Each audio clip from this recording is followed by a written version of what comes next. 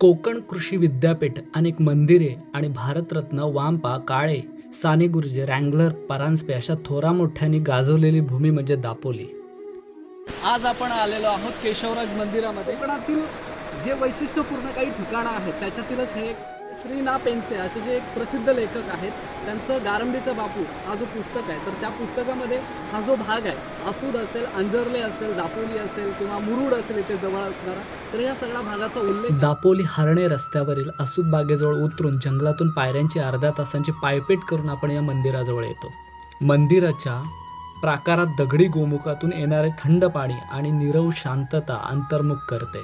केशवराजांची ही मूर्ती अत्यंत देखणी असून हातामध्ये शंख, चक्र, गदा आणि पद्म अशी 4 आयुधे आहेत. हे मंदिर पांडवांनी एका रात्रीत बांधले अशी आख्यायिका सांगितली जाते.